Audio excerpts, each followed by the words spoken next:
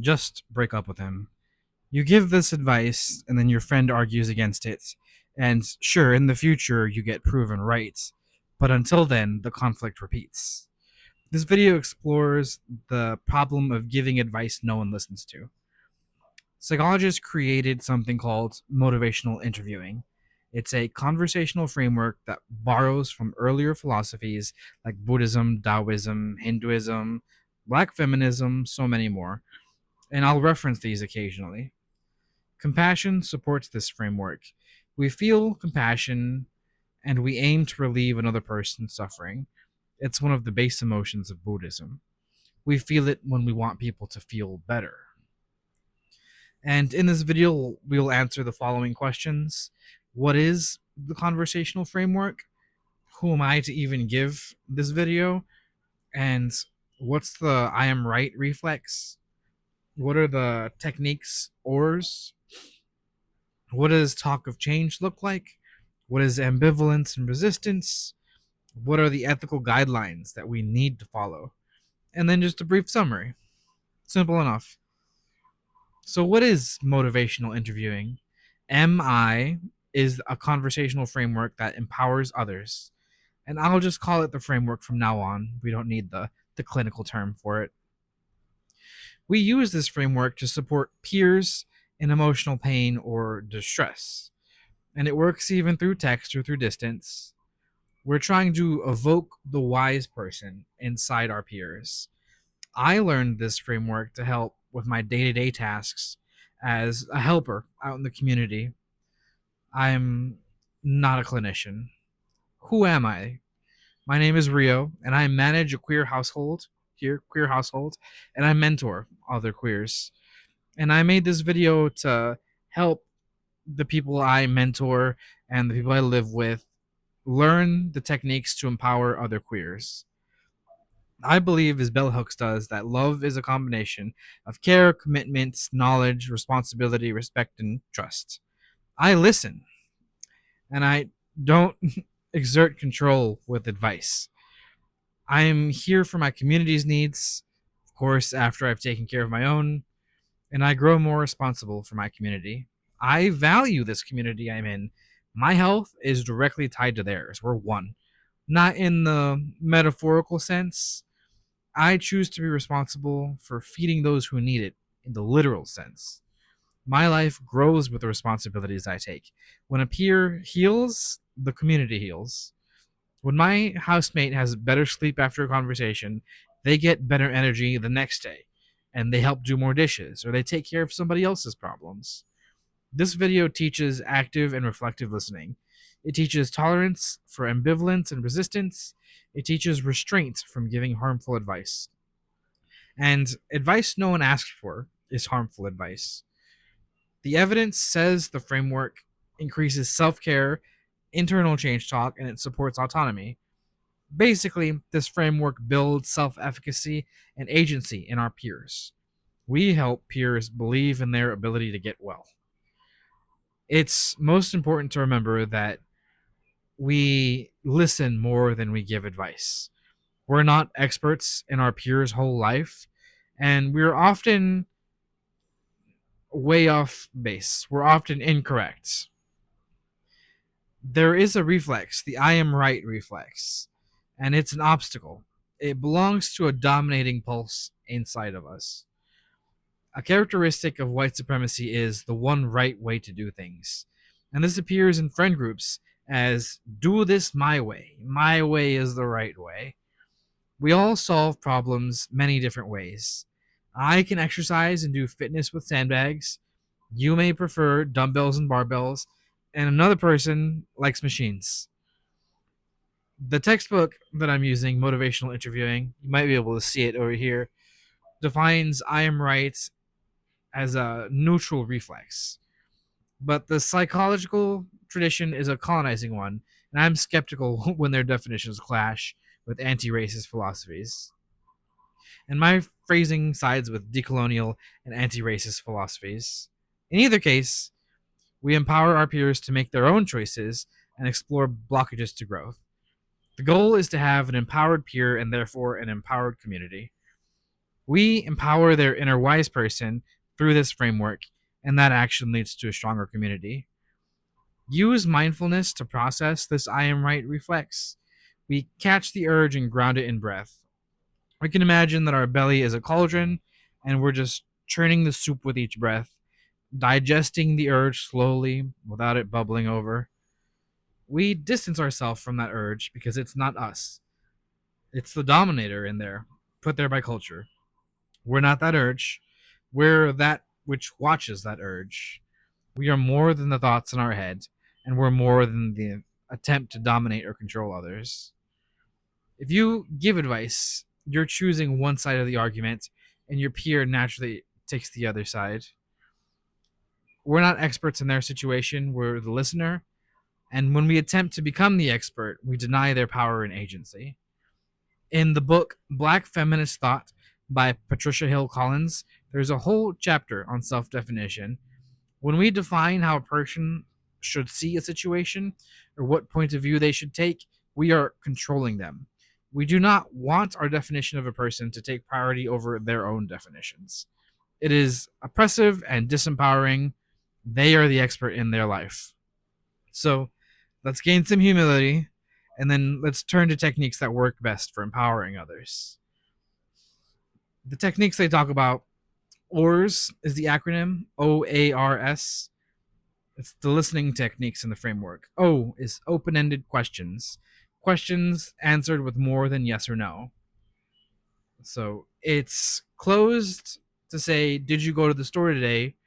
You could answer yes or no. It's better to say, where did you go today? Because that has to be elaborated on. A is for affirmations. Here we're recognizing a person's strength, efforts, values. It's bigger than praise and performance. It's genuine noticing of what they're doing right.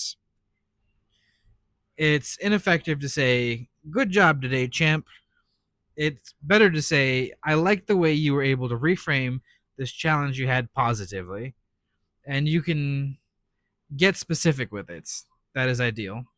R is reflective listening, which is an educated guess to deeper feelings, meanings, or values. It would be like saying, one person, how's your morning? It's been really good today, actually. Sounds like you've had some small moments of joy. And we can be wrong with the guessing that there's small moments of joy. We're allowed to be corrected. We want a genuine dialogue with this peer. S is summarizing what has been said. We show what we've been listening, and this moves the conversation forward. The spirit of collaboration matters more than strict listening to these rules. The spirit matters more. And let's imagine the spirit of listening in these ways. We want to treat each other with respect and humility. They are God in drag, as the spiritual educator Ram Dass would say. We are all the same spirit wearing different outfits of humans, different clothes of humans. Each skill that we've talked about in OARS minimizes conversational harm. Therefore, let's do less harm. Ram Dass also talked about ethical actions. We act without attachment to the outcomes. We work are not owed a specific result at the end.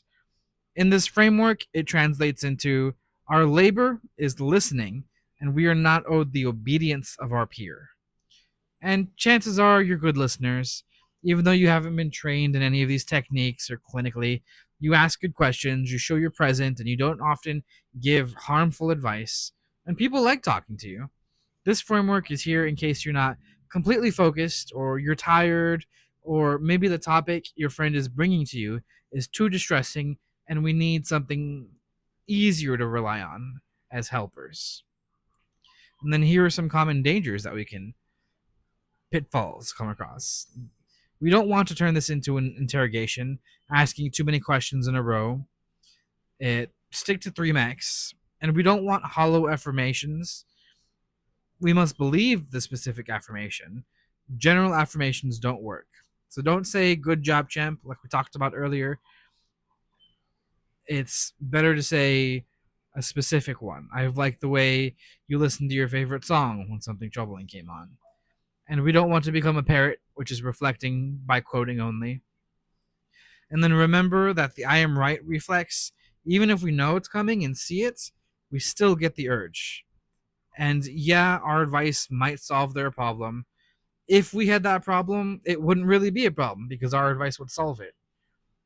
But our job here is to not fix, but understand. Our job is to understand. And then after doing enough of these ORS techniques, we might hear talk of change from our peer. Talk about changing happens spontaneously in the process. It happens after processing ambivalence and resistance, and it happens at different places for each problem or person. When this change talk happens, we have the choice of asking for permission to give a teaching moment, and these teaching moments only come maybe 10 to 15% of the time, and the rest of the time is going to be listening and reflecting. Like, no joke, 80% of the time is listening skills, reflective listening skills. And then we'll dive into the teaching moments in the ethics section ahead. After change talk, we can let it stand, but oftentimes listening is just enough. And change talk comes in four areas, and these are all examples from a smoker wanting to quit. I was a smoker, so I know this talk of change deeply. This what's wrong with the current plan, the reasons for unhappiness, about how things are now. So we're talking about undesirable aspects of the present. It would be like saying, I don't like being out of breath when I walk upstairs. The second one is advantages of change, what's desirable and good about change. It is all the good that can be gained. It'd be like saying, oh, after I quit, I'll have more energy. And then three is optimism for change. So any talk of confidence, hope, self belief, self efficacy, just you want to see them building themselves up for this sign. And it would be like, oh, I was able to do a vacation itinerary and follow it. So quitting smoking can't be harder than that. And then four is a commitment to change, which is just statements about intentions, desires, willingness. I think I'll look into others and how others have quit.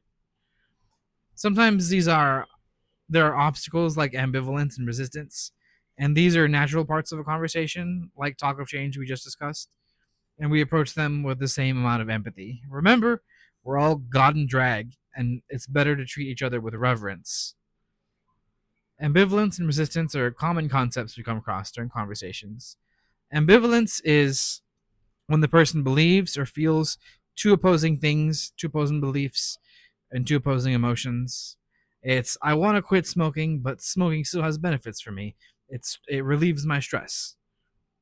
Resistance is the friction when doing any of the or skills. It's arguing, interrupting, negating, ignoring.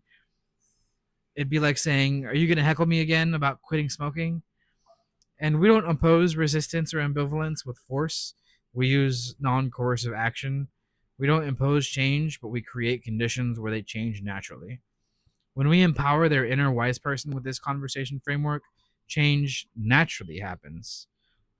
When faced with ambivalence and resistance, our peer projects frustration or maybe other negative emotions.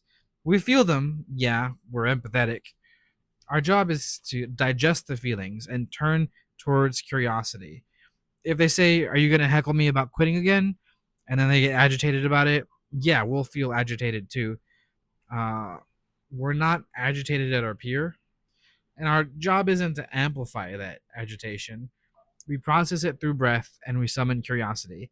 Then we reflect the curiosity back to them. Let's go back to the metaphor of the belly as cauldron. We process negative emotions through the slow, gentle, deep churning of our breath. Our breath moves the cauldron around. And after the agitation, more negative emotions would be projected. And then we do this dance again. We digest the negative spiritual energy. This used to be the work of the spiritually attuned way back when. And in textbooks, this is all described the ambivalence and resistance as rolling with it or doing battle or playing judo or accepting it. I like the spiritual interpretation better. This spiritual energy must be digested, and we're capable of digesting that energy and grounding it. Eventually, after enough is grounded, this makes the way for talk of changing that we discussed earlier. This framework can fit in the way we talk to our peers. And let's talk about scope. Remember, we're peers and we're helpers, but we're not therapists. The guidelines we use for right and wrong are called ethics. A subsection of ethics is called scope of practice. Therapists use scope of practice to define where they are legally and ethically allowed to perform. As helpers, we're not allowed to go inside a therapist's scope of practice. We're not clinicians. Therapists diagnose and treat mental illnesses. They apply evidence based treatment plans with psychotherapy models and theories. And the primary goal of therapy is clinical recovery. For us, as helpers and peers, we are aiming towards empowerment. We are peers. We can use ORs and listening concepts and the earlier psychological concepts, but we're not experts in clinical therapy. We're experts in our own experience. Our frameworks come from our queer culture, our own culture, and the expertise we've developed. So while psychologists have made this framework, they do not own this framework. And then here are the moves that we as peers can make on a daily basis. We can give a relevant personal story. We can teach a skill or give direct feedback on behaviors. We can link their conversation to something we've learned in the past.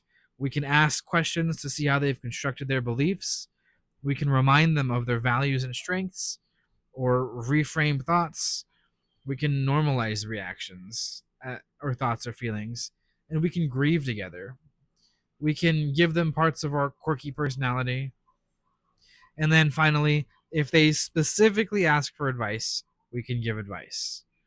But remember, we need humility. Our peers let us know what support they need. And then I have a quote from the Tao Te Ching. All streams flow to the sea because it is lower than they are. Humility gives it its power. If you want to govern the people, you must place yourself below them. If you want to lead the people, you must learn to follow them. A simple guideline is to treat each other with reverence. We are all God and drag. The things we know so far: a conversational framework is a set of listening and speaking techniques and concepts. We know ORs, open ended questions, affirmations, reflective listenings, and summarizing.